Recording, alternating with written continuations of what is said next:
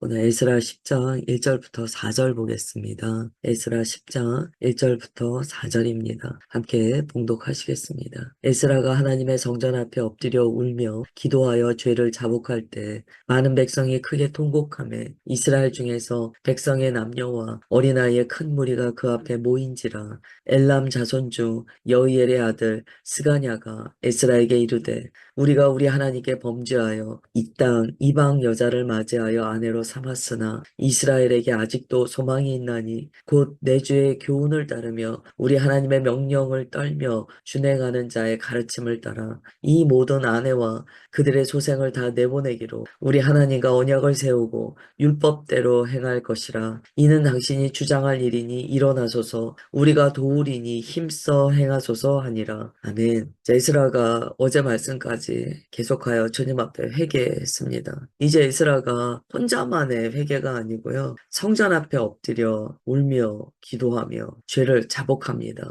그리고 백성들의 무리가 함께 나와 이 통곡하는 일이 있게 됩니다. 이 장면은 정말 이 체면을 다 내려놓고 땅바닥에 엎드려 우는 모습이에요. 어쩌면 그 당시에 이런 시각이 있었을지도 몰라요. 아니, 에스라가 누구야? 이제 바벨론에서 귀환한 사람 아니야. 아니, 예루살렘에 계속 살았던 사람도 아니고 왜 저래? 자기가 뭘 한다고 저래? 이런 사람 아마 있었을 거예요. 우리는 자기보다 먼저 바벨론 포로에서 1차로 귀환해서 정말 성전을 세우려고 고생하고 그리고 또 예루살렘 재건을 위해서 노력했는데 자기가 뭘 한다 저러는 거야. 아마 그런 사람이 있었을 거예요. 왜냐면 2차 귀환자이기 때문이에요. 그러나 에스라가요, 하나님께 받은 그 감동과 자신의 역할이 있습니다.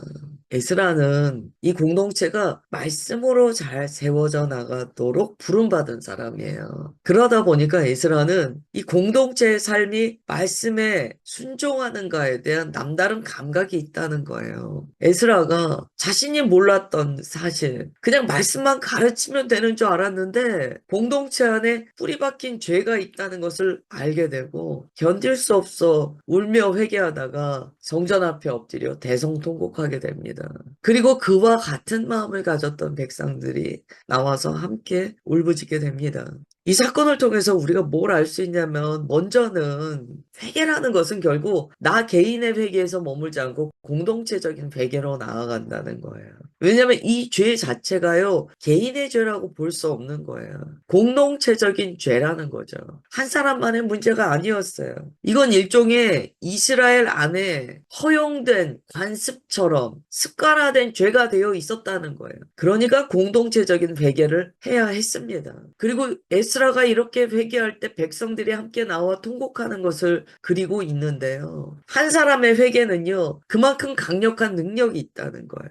에스라가 지금 뭐 정치적인 힘을 동원해서 사람들에게 나오라고 종용한 것이 아닙니다. 그저 성전 앞에서 토계자복하고 있을 때 그의 회개가 공동체적인 확산을 일으켜냈다는 거예요. 우리나라의 평양 대부흥 운동을 봐도 알 수 있듯이요. 회개는요, 공동체적인 회개로 나아가게 되고요. 이게 공동체적인 정결로까지 나아갑니다. 그 다음에 부흥이 오게 돼요. 우리는 이 장면을 보면서 그 문제에 대해서 인지한 한 사람의 회개가 얼마나 큰 반향을 일으키는지를 보게 됩니다. 이게 진정한 중보입니다. 중보 안에는요, 통렬한 회개가 담겨 있어요. 중보자가요, 통렬한 회개를 하고 또한 그것을 드러내놓고 회개할 때 공동체적인 확산이 일어나고 결국 부흥으로까지 나아가는 불씨가 된다는 거예요.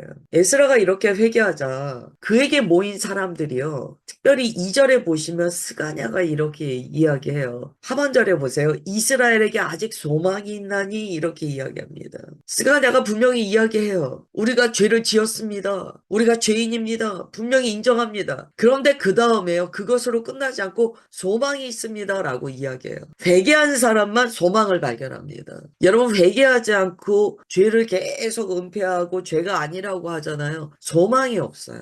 계속 마음에는 두려움이 있습니다. 인생은 압니다. 자신이 잘못하고 있다는 걸 알아요. 그러니까 마음속에 계속 두려움이 있어요. 그리고 그 두려움을 떨쳐버리기 위해서 무언가 다른 것을 더 보태게 됩니다. 그런데 회개한 사람들 안에는요, 소망에 대한 확신이 있다는 거예요. 이 이야기는요, 우리가 회개할 때 하나님께서 우리의 심령 가운데 소망을 주신다는 거예요. 회개를 해야 소망의 빛을 발견하게 됩니다. 이 두 가지가 함께 가는 것이 신앙생활에 있어서 전환점을 만드는 그 포인트가 됩니다. 죄를 인정해요. 그런데 그가 회개의 자리에서요, 죄를 그냥 단순히 인정만 하고 소망을 보지 못한다면, 죄를 인정했어요. 그런데, 아유, 나는 끝났어. 죄 지었으니까 끝났어. 그러면 무슨 문제가 오냐면요, 이 회개가요, 끝까지 주님 앞에 진심으로 드려지지 못합니다. 죄를 잠시 인정하는 것 같지만, 그 죄책감 때문에 다시 그 죄를 축소하거나, 혹은 하나님의 소망의 말씀을 듣기 전에 온전한 회개를 드리지 못하고 끝내게 됩니다.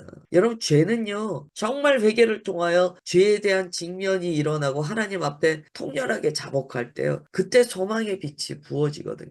또 두 번째, 또 이런 경우도 있을 수 있어요. 하나님은 우리를 버리시는 하나님이 아니십니다. 하나님께서는 우리를 사랑하십니다. 여기에만 머무르는 경우도 있어요. 죄에 대한 통렬한 자백이나 인정, 회개가 없이요, 그저 하나님은 나를 사랑하시니까 나를 멸하지는 않으셔. 여기에만 방점을 찍는 경우가 있어요. 이러면 정결을 얻지 못해요. 참된 회개는 반드시 소망을 가져오는데요, 정말 회개하는 과정이 진심으로 주님 앞에 온전하게 깊이 드려져야 되고요, 그 과정에서 주께서 부으시는 소망을 발견해야 됩니다. 이 두 가지의 과정이 충분히 일어나야 돼요. 그러면 그 공동체가 정결해지고 하나님의 소망과 부흥이 임한다는 거예요. 그래서 성경적인 회개는요, 이 두 가지가 반드시 있습니다. 우리가 범죄했습니다, 제가 죄지었습니다 라는 인정과 통해 자복함과, 그리고 이것을 나 개인의 은밀함으로 가지고 있지 않고 결국에는 공동체의 죄이기 때문에 성문 앞에 나아가 대성통곡하듯이 죄에 대한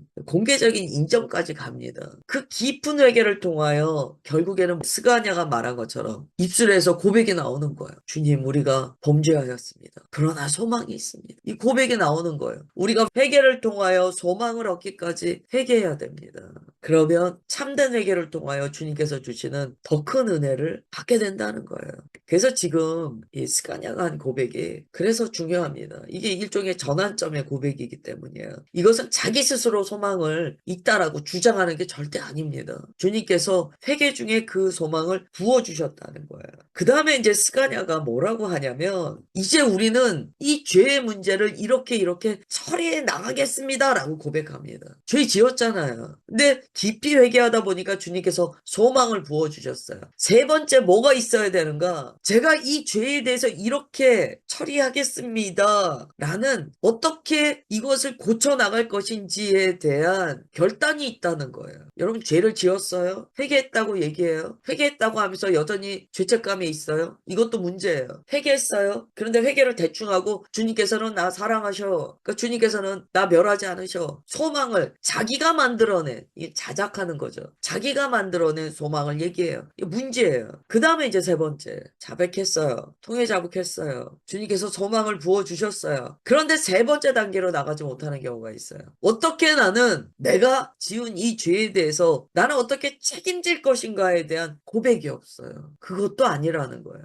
지금 세 번째 3절은 무슨 얘기냐면, 이렇게 우리의 죄에 대해서 우리가 책임지겠습니다, 주님. 우리가 많은 경우요, 자기가 잘못했어요. 회개합니다. 주님께서 위로해 주세요. 다 됐다는 거예요. 그리고 책임을요, 자기가 안 지고 주님께 떠넘겨요. 혹은 타인에게 떠넘겨요. 이런 경우가 있어요. 그런데 오늘 에스라가 말하는 이 회개의 과정은요, 그렇지 않아요. 자신들이 저지른 문제에 대해서 주님 앞에 어떻게 이것을 해결해 나갈지에 대한 스스로의 고백이 있다는 거예요. 결단이 있다는 거예요. 왜냐하면 죄는요, 죄과가 있어요. 죄에 대한 이 결과값이 있거든요. 이 결과값을요, 내가 죄 지었는데 남에게 지울 수는 없잖아요. 내가 죄 지었는데 하나님이 다 알아서 하시겠지, 나는 몰라, 나는 회개했으니까 됐어 라고 하는 자기 입술의 고백으로 다 됐다라고 할 수 없잖아요. 그래서 우리가 죄를 지으면 안 되는 거예요. 죄는요, 반드시 죄과가 있거든요. 근데 우리가 성경을 보면 주님께서는요, 이 죄 과에 대해서는요, 스스로 책임지게 하시는 말씀을 주십니다. 죄 지을 때 아무리 즐겁더라도 알아야 돼요. 이 죄의 과를 내가 책임져야 한다는 걸 알아야 돼.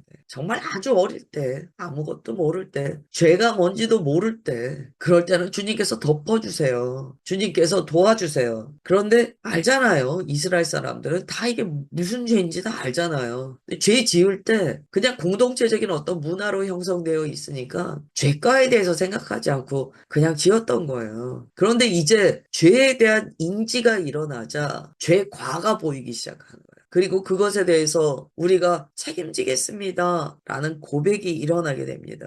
죄는요, 한 번 지으면은요, 대가지불이 있습니다. 죄 지을 땐 몰랐지만, 거기에 대한 대가지불을 본인 스스로 할 수밖에 없어요. 에스라서를 통하여 우리는 뭘 깨닫게 되냐면, 하나님께서는요, 우리의 죄를 용서하세요. 그러나, 죄 과에 대한 책임은요, 본인이 져야 합니다.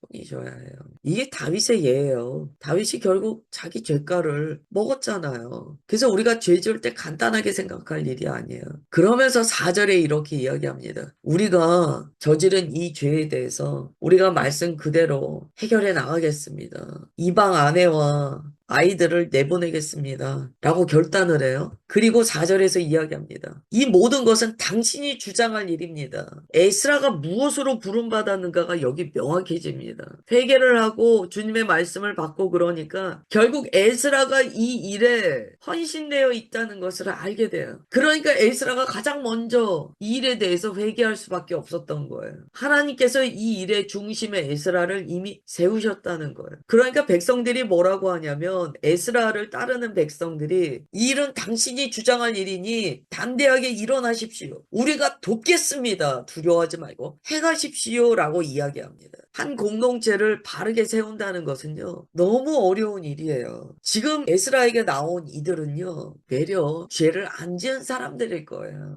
지금 많은 사람들은요, 죄 지었지만 에스라의 이 회개가 불편한 사람들이에요. 에스라가 이런 일에 부름받았다는 걸 인정하기 싫어하는 사람들이 있다는 거예요. 왜냐하면 이러한 죄가요, 이미 고관들에 의해서 더 장려되었다는 것이 앞에 남아 있었기 때문이에요. 그 고관들이 뭐라고 하겠습니까? 너는 귀한 이 세대야. 너는 실정도 잘 알지 못하고, 너는 사실 포로로 귀환해서 성전이 제대로 세워지는 그 처절한 시간을 너는 보내지 않았잖아. 우리는 그 처절한 시간을 보내면서 얼마나 힘쓰고 애썼는 줄 알아. 너는 잘 알지도 못하면서 너가 왜 회개하는 거야?